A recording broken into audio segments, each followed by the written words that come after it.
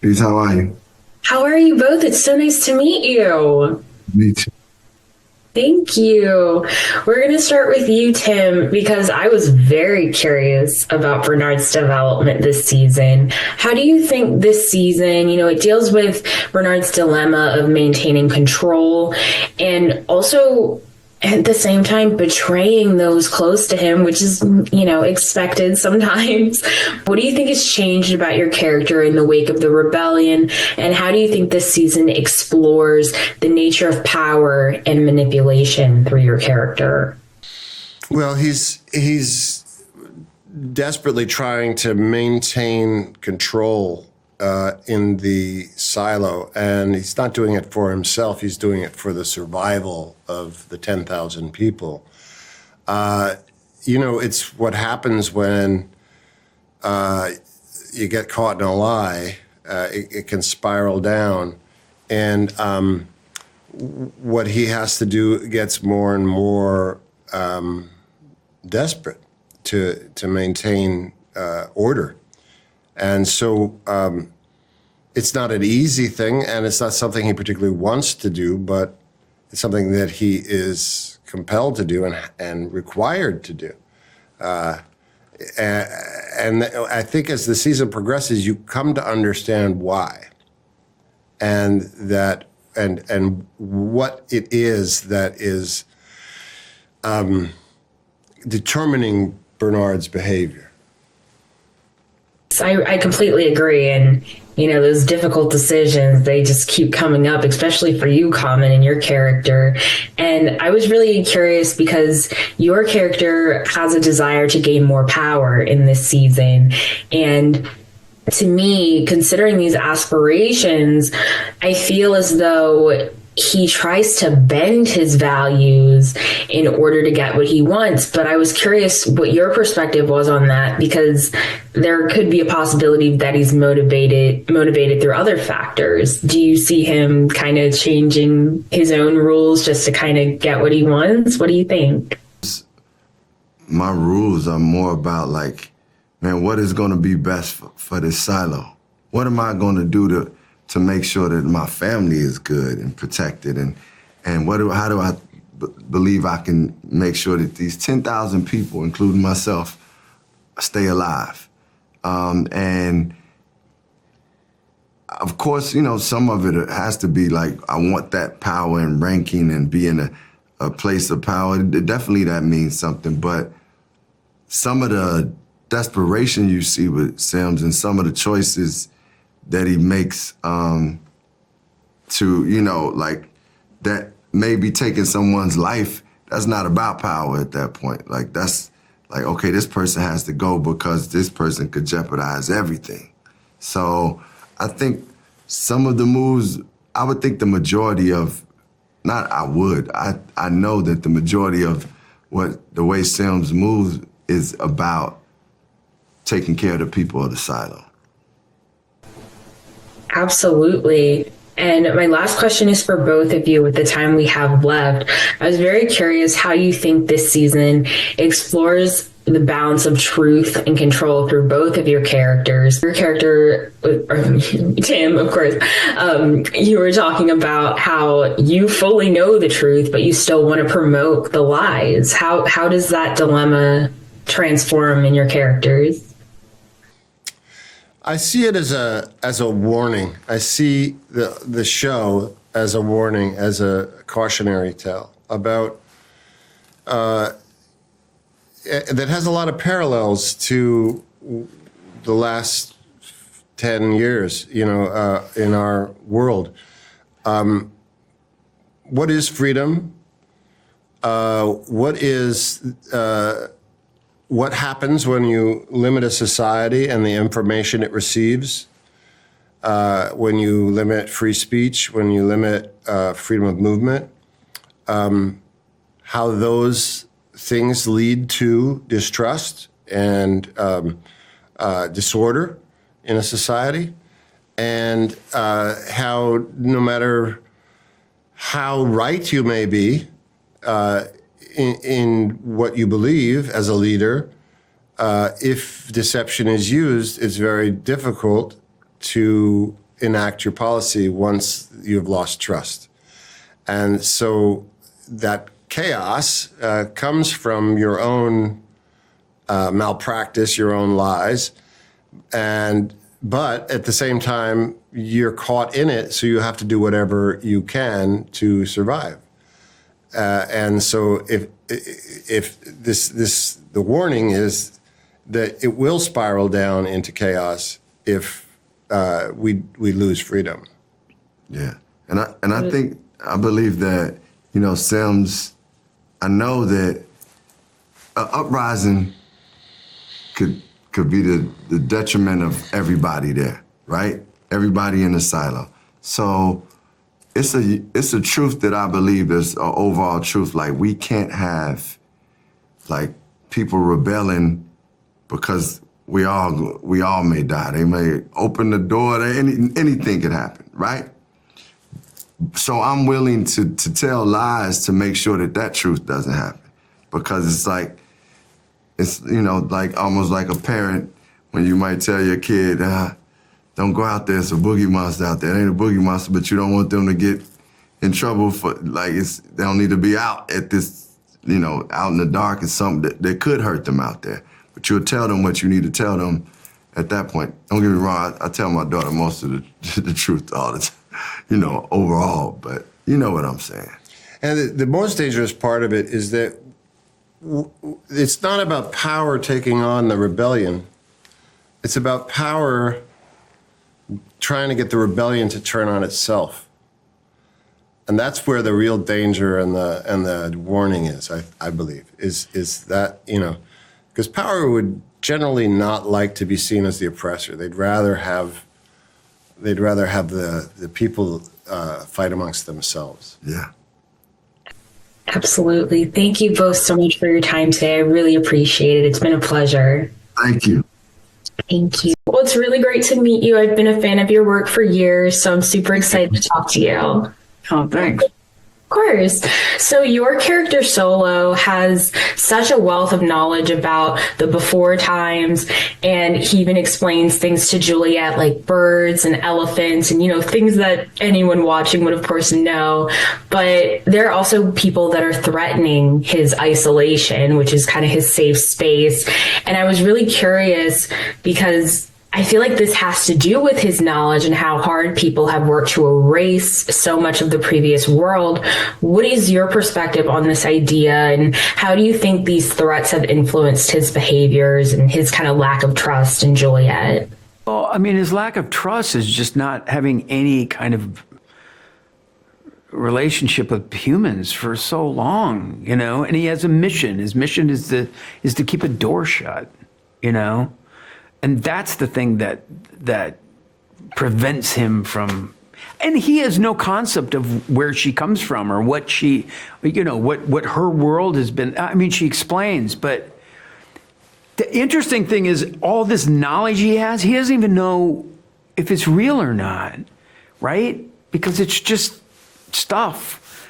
Like, are there elephants? I heard about swimming. You know, you think about the simplest things, like you'd have to explain to someone. They do this thing called swimming, where you go like this. But I read it. You know what I mean? It's like, I think everything's a threat, right, to him. Everything. And yet at the same time, that threat is also a lifeline, in a way. Because you can't go much further. You can't live much longer without, you know, a person or something.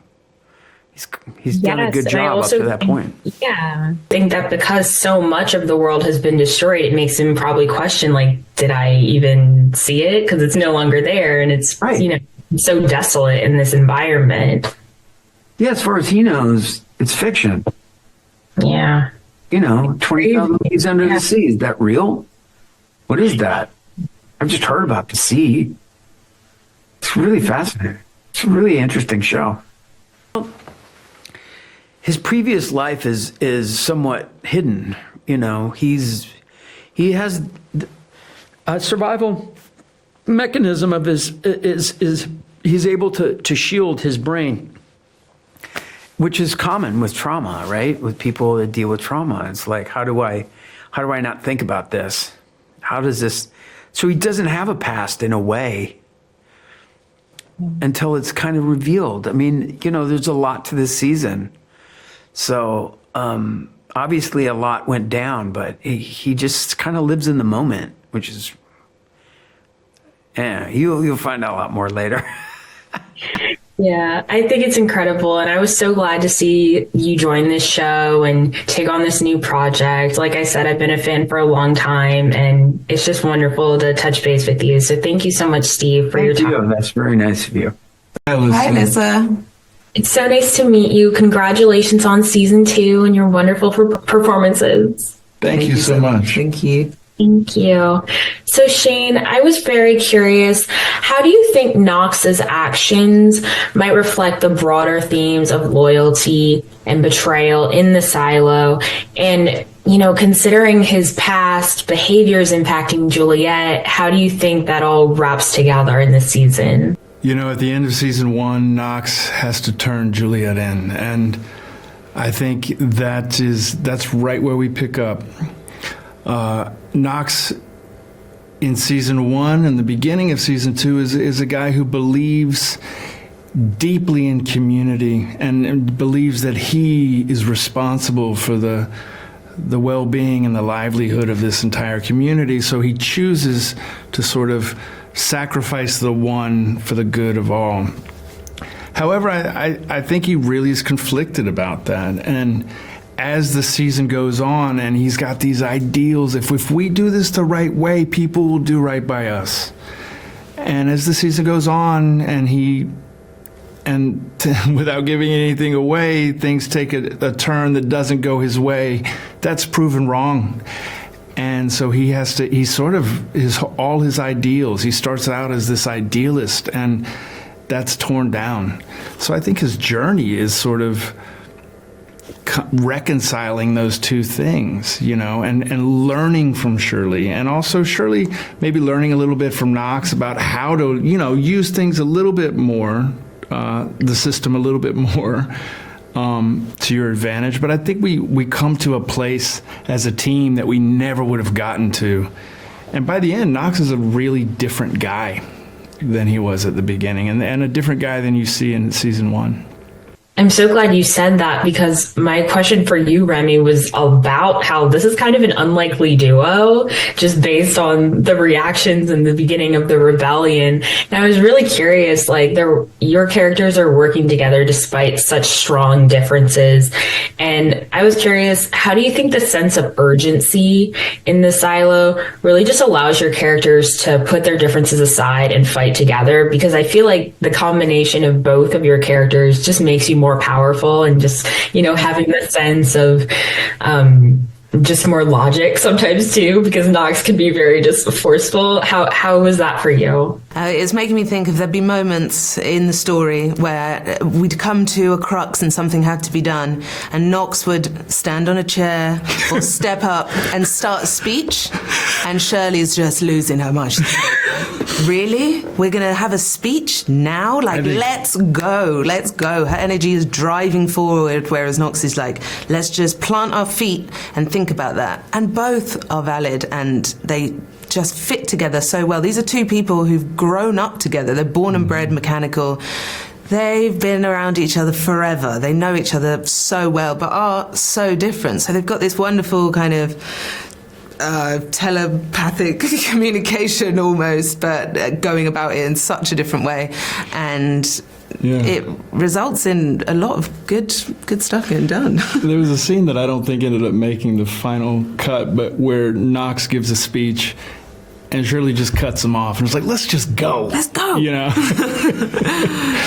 And the last thing I wanted to ask for both of you, what do you see in your characters, especially in terms of, Juliet being a catalyst for this rebellion?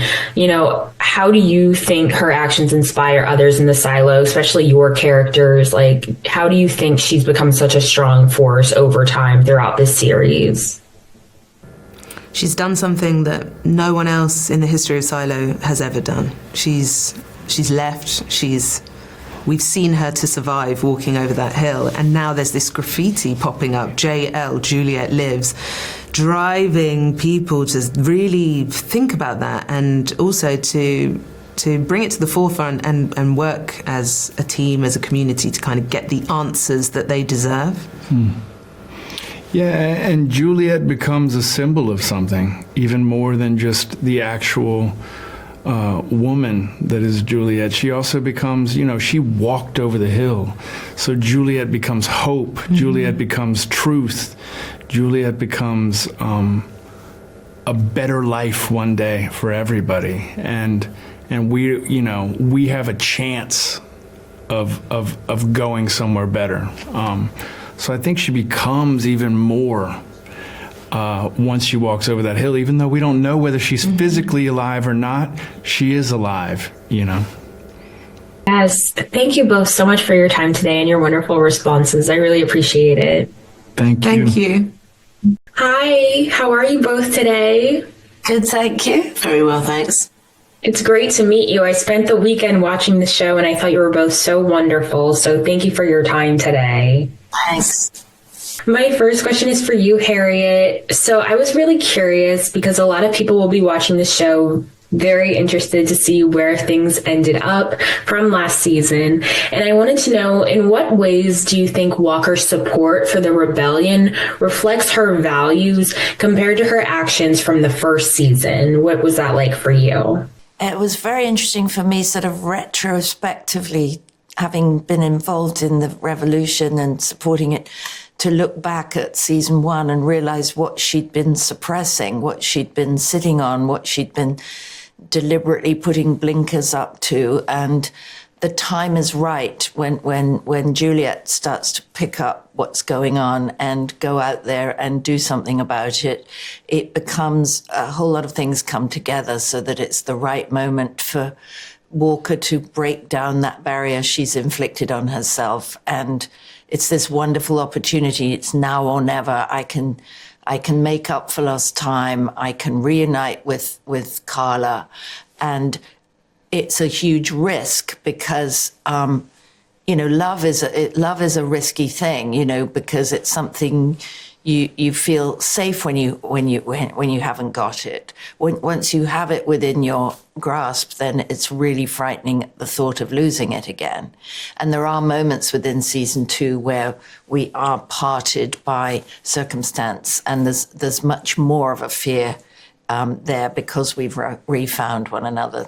It's a greater fear of what we might lose, having lived through what it's like to not have one another. So, that's sort of where it goes in season 2 for me, for my character.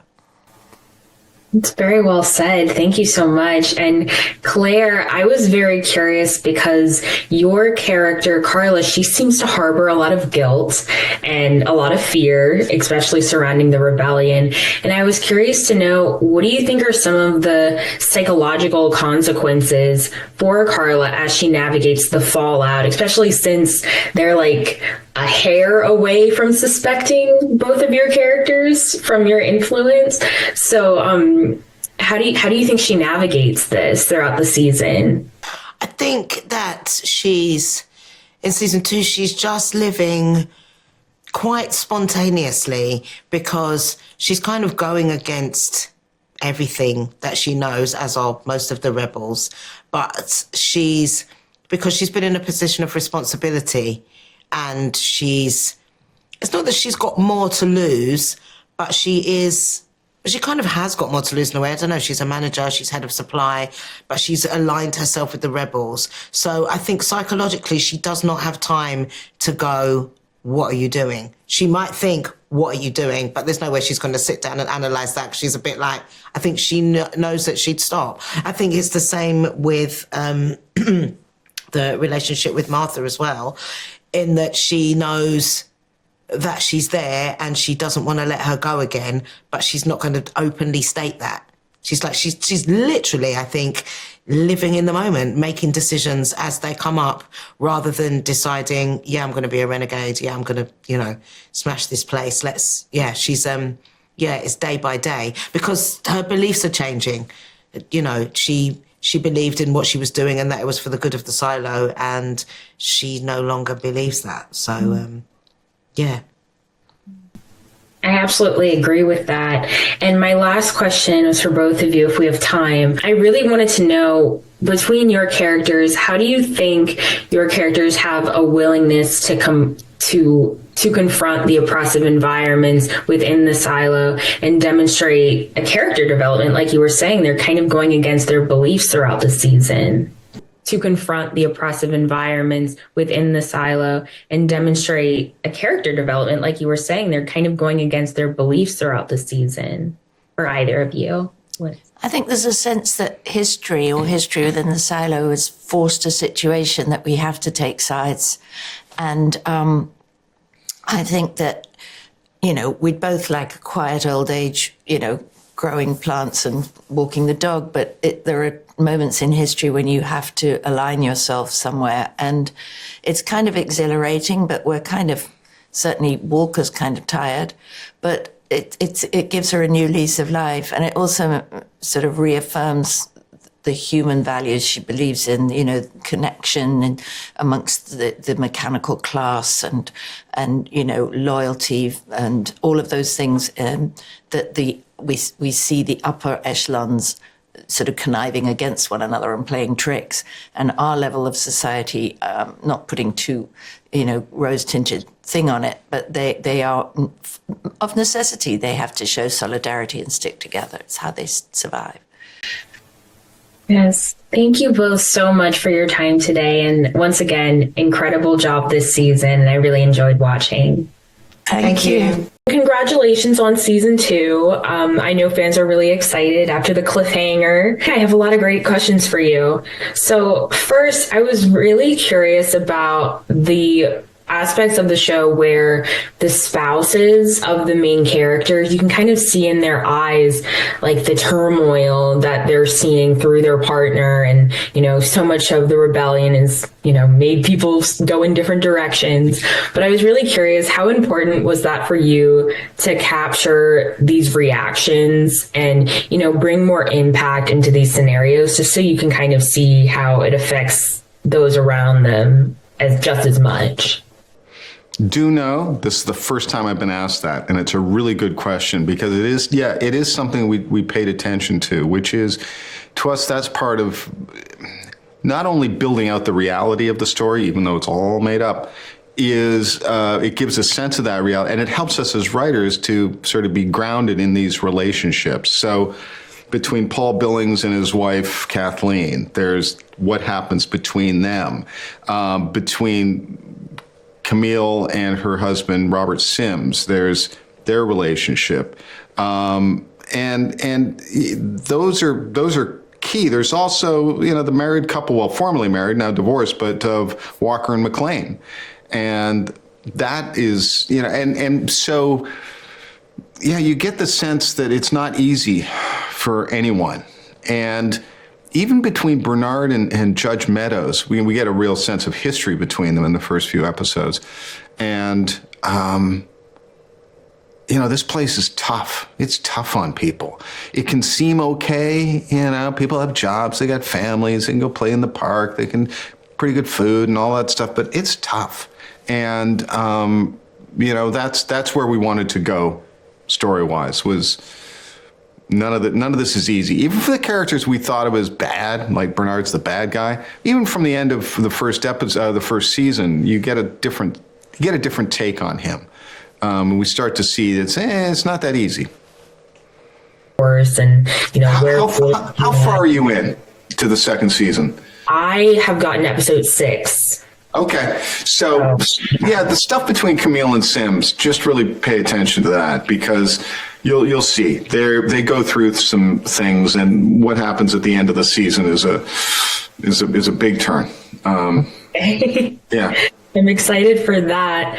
And like I was saying, like everybody kind of goes in different directions to see where their loyalty lies in the silo. How important was it for you to explore, which characters rise to support Juliet, and of course, who feels compelled to be loyal to the mayor? And how do you think this reflects their values compared to, the people, even though most of them know that they've been lied to this whole time? How did you approach that?